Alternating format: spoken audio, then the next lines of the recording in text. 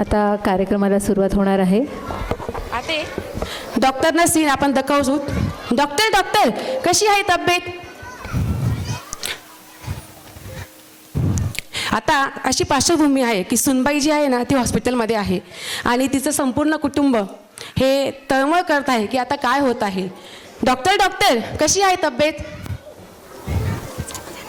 सर्वांना खूप चिंता, खूप सगळ्यांच्या मनात अशी उद्विग्न भावना आहे. काय झालं असेल, काय झालं असेल? अरे वा, अभिनंदन, मुलगी झाली आहे. अरे वा, मुलगी झाली. मुलगी झाली हो. झाल्या पाहिजे. खरंच मुलगी कुणाच्या घरात होते हो? खरोखर ज्या घरावर देवाचं खरोखर मनापासून प्रेम असतं, ज्या माणसांवर प्रेम असतं ना त्याच्याच घरात मुलगी ही जन्माला येते. आणि मुलीचा बाप अभिमानाने सांगतो की आई मी बाबा झालो, आई मी बाबा झालो. म्हणून तर म्हणतात ना, लेक ईश्वर रूपी भेट, लेक तुळशीचे पान, लेक सुगंधी चंदन, लेक हृदयाचे स्पंदन. अशी ही लेक जन्माला आली. आणि लेकीचं बालपण, लेकीचं सगळ्या काही ज्या असतात त्या म्हणजे आईचं मातृत्व पूर्ण होतो. आणि लेक म्हणजे स्वर्गाचं दार आपण रोज अनुभवतो. आणि ह्या सुंदर अशा लेकीच्या जन्माच्या ओव्या आपण आता ताईंच्या भावनांमधून ऐकूयात. अंकिता ताई आता त्यांच्या भावना ओवीतून व्यक्त करतील. फर्स्ट ऑफ ऑल कॉंग्रॅच्युलेशन्स, मुलगी झाली हो. ओके. लेकीचा कंटाळा नको करू रे गवार, अरे गवार नको करू रे गवार. लेकीच्या बिगर तुझं अंगण कुवार, अरे कुवार तुझं अंगण कुवार. असा लेकीचा जन्म दरवळावा सुगंधाने, ज्याच्या पोटी लेक ओवी ऐकावी आनंदाने. आईचे उपकार कसे फेडसी वेड्या जीवा, मांडीचा चवरंग नेत्राचा तिने केला दिवा. जन्माला आली लेक बाई बापले पडी चिंता, व पडी चिंता बाई बापले पडी चिंता. कलियुगामध्ये कसा सांभाळ करूईचा, करूईचा कसा सांभाळ करूईचा. खरंय ना? जन्माला आली लेक, लेक धनाची ग पेटी, आग पेटी लेक धनाची ग पेटी. आली ग लक्ष्मी आली सागराच्या पोटी, आग पोटी आली सागराच्या पोटी. चला तर मग पुढचं आपण ऐकूया. खरंच ज्याच्या पोटी लेक ओवी ऐकावी आनंदाने. खरं सांगू का, हरणाला स्वतःच्या नाभीत दडलेली कस्तुरी किती मौल्यवान आहे हे माहीतच नसतं. हरण जंगलवर सुगंध शोधत फिरतो, पण तो सुगंध त्याच्याच अंतरात दरवळतो आहे हे त्याच्या माहीत देखील नसतं. तसंच ज्याच्या पोटी लेक आहे तो व्यर्थ चिंता करत फिरत असतो, पण कदाचित हे त्याला माहीत देखील नसते की घराचा, कुटुंबाचा खरं भाग्य, खरं वैभव त्याच्या कुशीतच वाढत असतं ते तिच्या लेकीच्या रूपानं. घरात लेकीचा जन्म म्हटला की पहाटे अंगणात अलगद पडलेला प्राजक्ताचा सडाच जणू. समुद्र मंथनातून लक्ष्मी मिळवण्यासाठी देवांनी कष्ट केले, संयम ठेवला, श्रद्धा ठेवली. तसेच मुलगी ही नुसती घरात जन्मत नसते, ती कित्येक पुण्याईने घरात जन्माला येत असते असं सगळ्यांनी लक्षात ठेवा. आणि घराच्या पुण्याईने आणि संस्काराच्या मंथनातून मुलगी घडत असते. जसं तुळशीशिवाय अंगण अपूर्ण वाटतं ना, तसं मुलगीशिवाय घराचं सौख्य अपूर्ण असतं. पण हो, आजच्या कलियुगात समाजातील अनेक गोष्टी पाहून आई वडिलांच्या मनात क्षणभर एक चिंता डोकावते, या लेकीचा सांभाळ मी कसा करू, तिचं भविष्य मी कसं घडवू. पण लक्षात ठेवा, ती जर कोमल पाकळी असली तर ती सामर्थ्याचे मूर्तिमंत रूप आहे. जशी सागरातून प्रकट झालेली लक्ष्मी केवळ सौंदर्याचं नाही तर संस्कृतीचं प्रतीक आहे, तशीच प्रत्येक मुलगी ही मायेचं नाही तर धैर्य, बुद्धी आणि शक्तीची देखील ओळख आहे. तिला भीती नव्हे तर संस्कारांची शिदोरी द्या, तिला बंधनाची नव्हे तर विश्वासाची झेप द्या, तिच्या पंखांना कापू नका, उडण्यासाठी तिला आकाश द्या. शेवटी एवढंच म्हणेन, घरात लेकीचा जन्म म्हणजे प्राजक्ताचा सुगंध. घरात लेकीचा जन्म म्हणजे प्राजक्ताचा सुगंध. सागरातून प्रकटलेली लक्ष्मी आणि अंगणातली पवित्र अशी तुळस.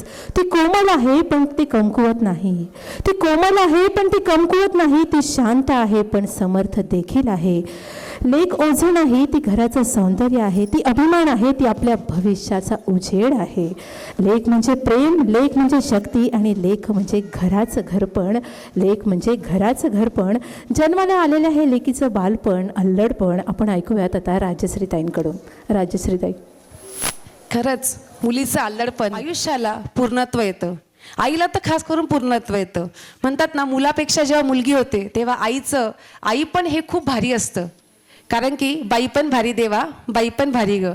तर अशा लेकीचं बालपण जेव्हा ती म्हणजे अनुभवत असते त्यावेळेला तिच्या मनामध्ये खूप इच्छा असते की माझ्या मुलीने खूप शिकावं, माझ्या मुलीने खूप मोठं व्हावं. आणि तिचं असं हसत खेळत रडत पैंजणाचा नाद करत घरामध्ये घर असं सुंदर भरून जातं. आणि ती स्वप्न पाहत पाहत तिच्या मनात कुठेतरी एक चिंता उमलते. आणि ती चिंता म्हणजे सुरक्षिततेची. तर ती चिंता अशी आहे, ती चिंता करता करता आई मनात विचार करते आणि स्वप्नांचं सुंदर असं गाठोडं बांधते. भातुकलीचा खेळ रंगे स्वप्न मनीचे मोठे, बालपणाची मजा घेताना बांधे आठवांचे गाठोडे. असं हे बालपण जगता जगता मुलगी सहज मोठी होते आणि कॉलेजला जायला लागते.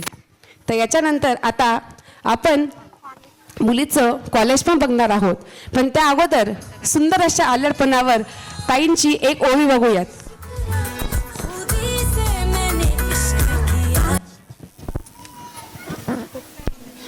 ताईंनी एक्सप्लेन केल्याप्रमाणे मुलीचा अल्लडपणा आणि नंतर ती मुलगी मोठी होते जशी ती कॉलेजला जाते, तर त्यावर मी काही ओव्या लिहिण्याचा प्रयत्न केलेला आहे. मी तुम्हाला ऐकवते. लेक झाले घरामध्ये पैंजणाचा होई नाद, कधी मोठी झाली ही गमणी राहिले नाही भाण. रडू नको लेकी तुझी आई कुठे गेली, केळीच्या खांबाला तुझ्यासाठी बांधली झोळी. माय घेते मांडीवरी बाप करतो सावली, लहानाची मोठी होईल करू पराया हवाली. आता मुलीचा अल्लडपणा बघितला, आता मुलीचं मोठं पण. मुलगी मोठी झाली आहे. आई काय म्हणते, उजाड ना दिवस खडकण्या होती लाया, लेक 7 नवसनीले रुमाल जड जाया. आई बापाच्या घरी इतकं कौतुक असतं, हा रुमाल पण जड होतो. खरं आहे ना? आई कशी म्हणते, सूर्य नारायण तू तर हळूहळू तप, लेक खेळे अंगणात माझं लावणीचं रोप. थँक्यू.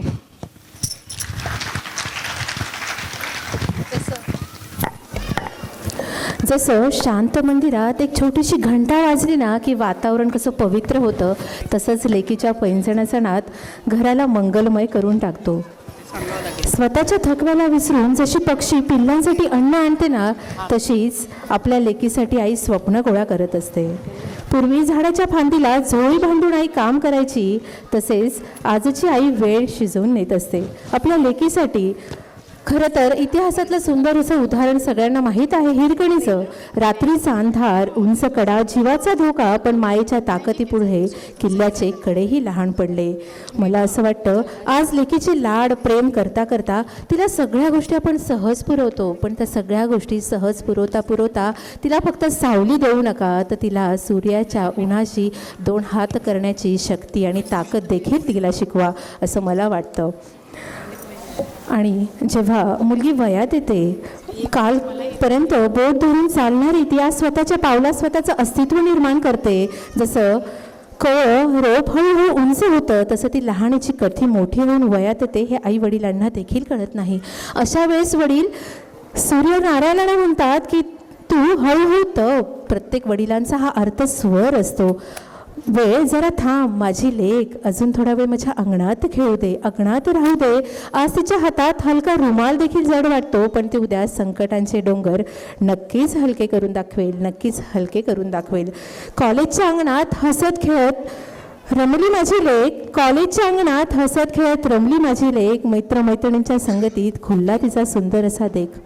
गप्पा, हसणं, स्वप्न, मनात आनंदाचा मेळ, तरुणाईच्या रंगांनी भरला सारा तिचा खेळ, सारा तिचा खेळ.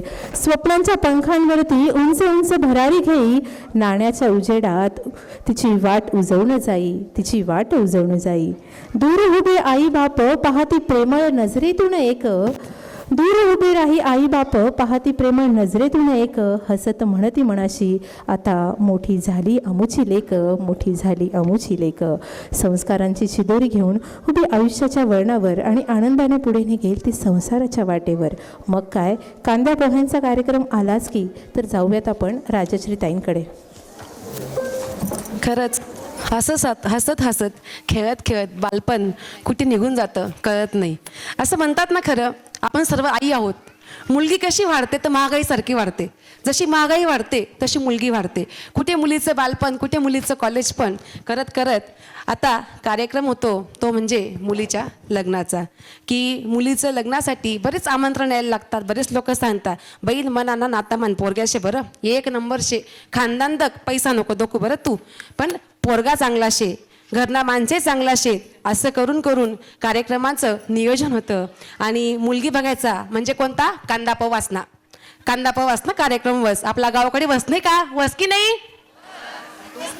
तुम्ही बी कांदा पोहास ना कार्यक्रम कया विकीने बहिणी स्वयं. हां, मग आम्ही तर करेल शे बहीण कांदा पोहासना कार्यक्रम. मग कांदा पोहासना कार्यक्रम वस पोरेस दखाले. मग पोरगी बतासले कांदा पोहा, मग चहा, मग पाणी, मग हळूच आपल्या लोके तर माहीत शेत. हळू विचारतस बायोडाटा लिखालेस ना तुले. हां बहीण बायोडाटा लिखतायस ना. हां, तुला कितली शिकेल शे माय तू, तुला येस ना लिखणं विकणं येस ना. नंतर मग तुला स्वयंपाक येस ना बहीण, स्वयंपाक येस ना. हां, पेपर वाचाडी दाखल, नंतर चाली दाखल, धकू बरं तू कशी चालस. या परंपरा अजूनसुद्धा चालू शेतस.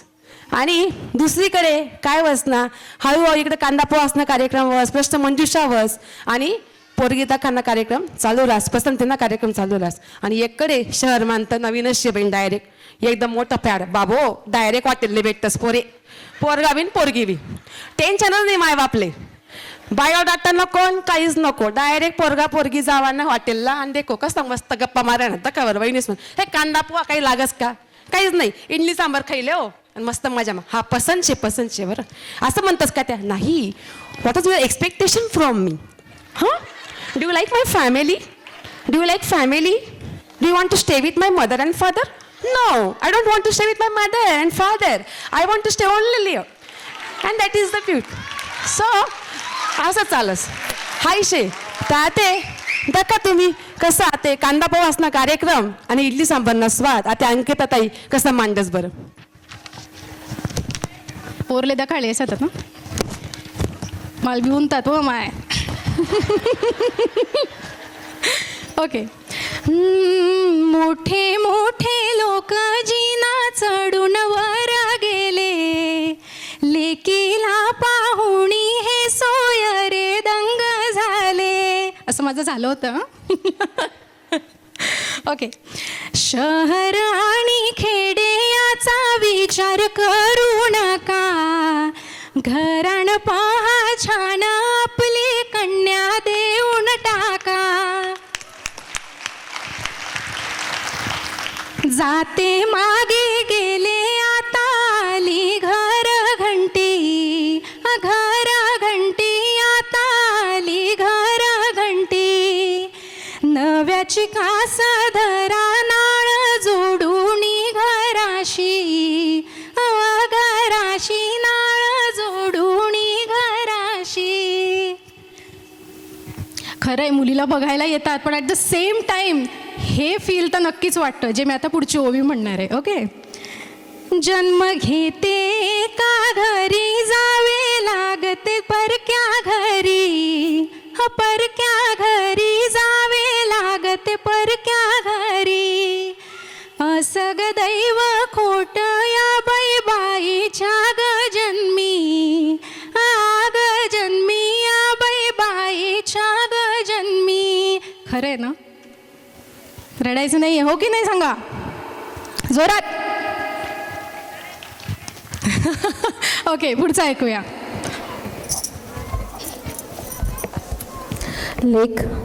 लेक मोठी झाली की घरात वेगळीच हालचाल सुरू होते हो की नाही. आईच्या मनात वडिलांच्या मनात काळजी आणि मग ठरतो तो कांदे पोह्यांचा कार्यक्रम. मोठी मोठी मानकरी जिना चढून वर येतात. लेक समोर येते आणि तिला पाहून सगळे क्षणभर थांबून जातात कारण तिच्या रूपात सौंदर्य नसतं, तिच्या रूपात असतं, तिच्या चेहऱ्यावर असतं तेज ते आई वडिलांनी दिलेल्या संस्कारांचं. इथे मला आवर्जून एक सांगावंसं वाटतं की सगळ्यात महत्त्वाचं म्हणजे शहर खेड पाहू नका, माणुसकी पहा. कारण कदाचित तुमच्या शहरात दिवे जास्त असतील पण प्रत्येक घर उजळलेलंच असेल असं नाही हं. तुमच्या खेड्यात रस्ते साधे असतील पण मनातील रस्त्यांची उंची आणि ते जर मोठे असतील तर काय हरकत आहे हा विचारही आपण करायला हवा. मोठी मोठी माणसे जिनं वर चढून वर आली. लेक पाहुणी सोयरांची नजर क्षणभर थबकली.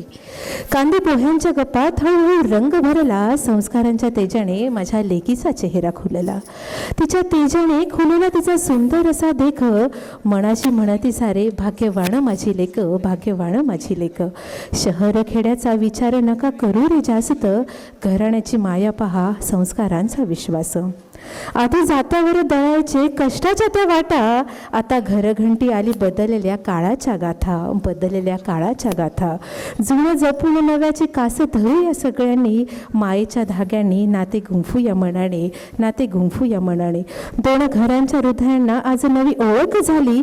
नाळ संसाराची जोडून आनंदाची घंटा वाजली, आनंदाची घंटा वाजली. आता ह्या विवाह वेलीवर उभे राहिलेल्या मुलीची आणि आईवडिलांच्या मनातील संमिश्र भावना जाणून घेऊयात आपण राजश्रीताईंकडून.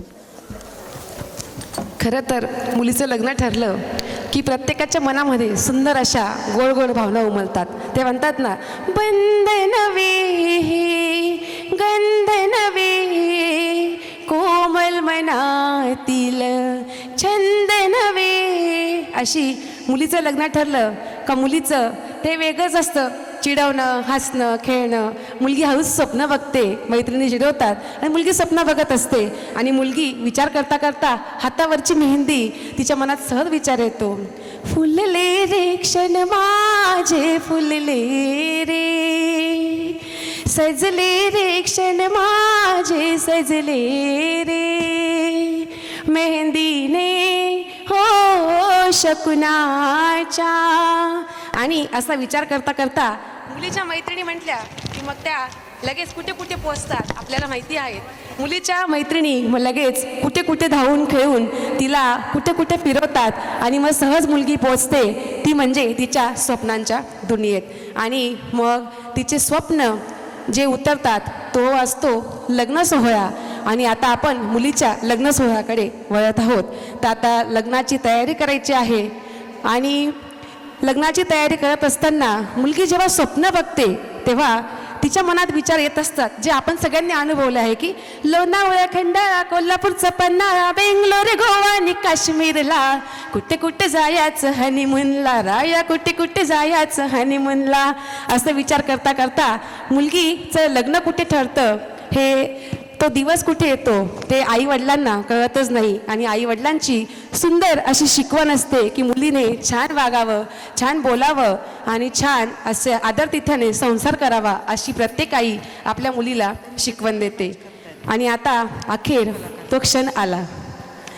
तो क्षण म्हणजे सुख आणि मनातील भावनांचा कल्लोळ. आई वडिलांच्या सुख आणि मनातील भावनांचा कल्लोळ. कुठेतरी खूप आनंद असतो की माझी मुलगी सुखी राहणार, सासरी जाणार, खूप छान कुटुंब मिळालं.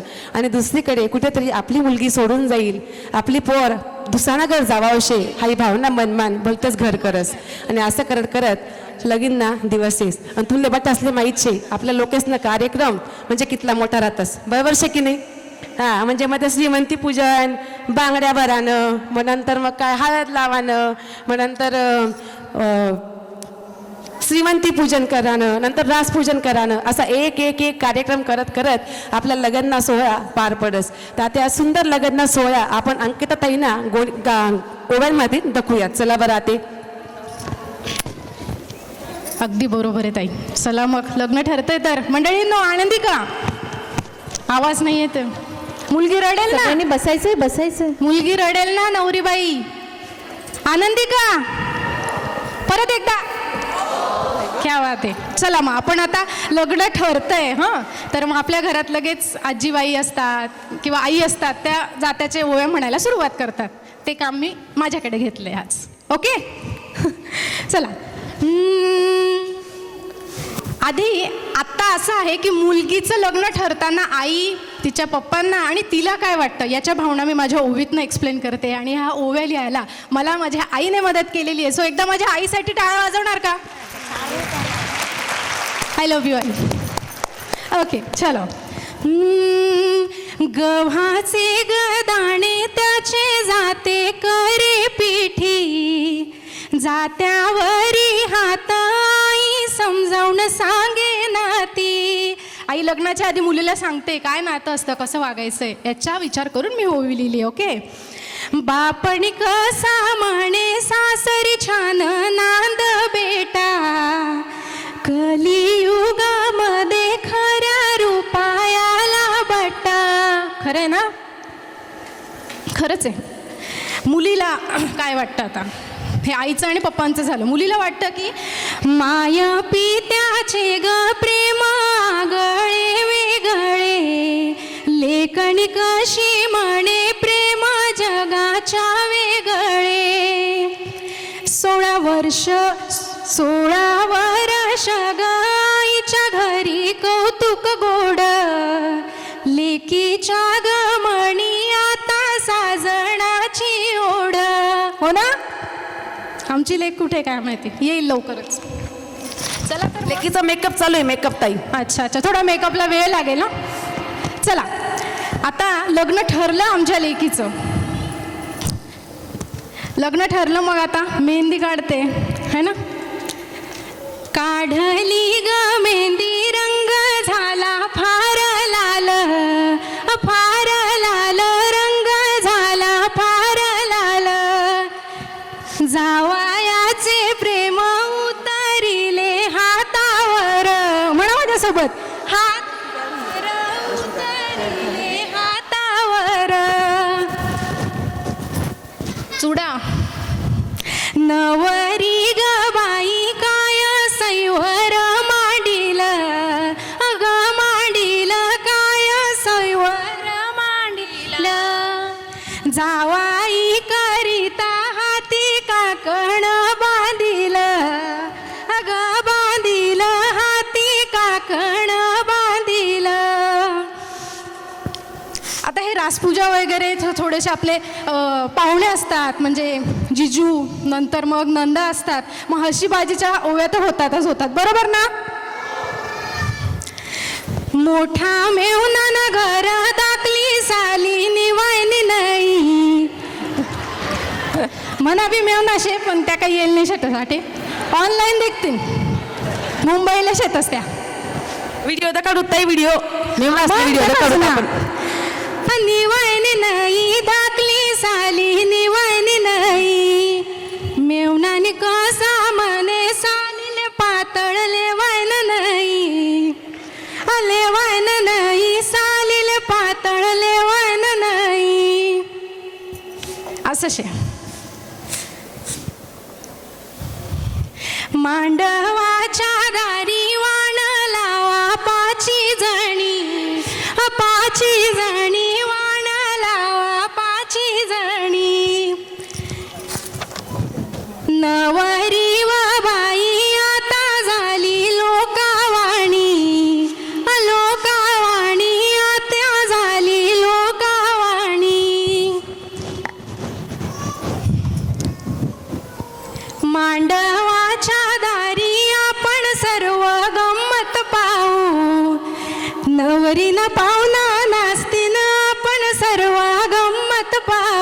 परत एकदा घेते, चुकलं. मांडवाच्या दारी आपण सर्व्या उभ्या राहू, नवरीला पाहुणा नाचतीन आपण सर्व गंमत पाहू. पाहिजे ना? क्या बात आहे. नवर देवनी बहीण नको करू आला मला नको करू आला मला. भाऊन लगन नेशिले जो लांबा शेला नेशिले जो लांबा शेला. मिले देसू. मग काय ते नुसती मखड्यावस. चला आता हळद दळूया. हळद दळता पिवळ्या झाल्या शेजारिणी पिवळ्या झारिणी. नवरी वा बाई त्या बितुन्या मैगारिणी त्या बितुन्या मैगारिणी. आता सासू म्हणजे व्याहीन बाई मुलीच्या पप्पांना काय सांगते, म्हणजे व्यायाला काय सांगते. मांडवाच्या दारी व्याहीन बोलते व्यायाशी, अगं व्यायाशी व्याहीन बोलते व्यायाशी. पराती वाचूनी झालं नाही मी गायाची, गायाची झालं नाही मी गायाची. माझ्या सासूबाई चांगल्या आहेत, त्या काय असं म्हटलं नव्हत्या. आई ऐकतील माझा ऑनलाईन प्रोग्राम 40 गाऊन. ओके. सासरी माझं नाव अंकिता अजय पिंगळे, माहेरी अंकिता शांताराम कोतकर.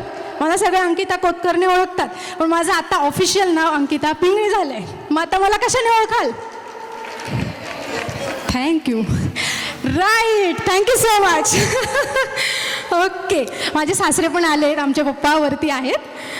ओके. लेकीच्या लग्नाचं बाई मी कन्यादान केलं, सासरी जाताना वाण संस्काराचं दिलं. लगणना रोज ब्राह्मण बोले सावधाव, ऐकले व नवरी बाई जाया जन्मना संगती. पुढचं ऐकूया. आता आपण जाणार आहोत लग्न सोहळ्याकडे. आता आपण जाणार आहोत. तर आता सर्व मंडपातील जेवढे काही आपल्या सगळ्या सखी भगिनी आहेत त्या सगळ्या भगिनींनी उभं राहायचं आहे. आता आपण नवरदेव नवरीला आशीर्वाद देण्यासाठी सर्वजण जमलेलो आहोत. तर आता लवकरच लग्न सोहळा हा पार पडणार आहे. मी आता नवरदेव नवरीला विनंती करते की त्यांनी लवकरात लवकर आता मेकअप शेकअप आवरून पटकन स्टेजवर यायचं आहे. लोक सगळे थांबलेले आहे आशीर्वाद देण्यासाठी. चला नवरदेव नवरी फास्ट.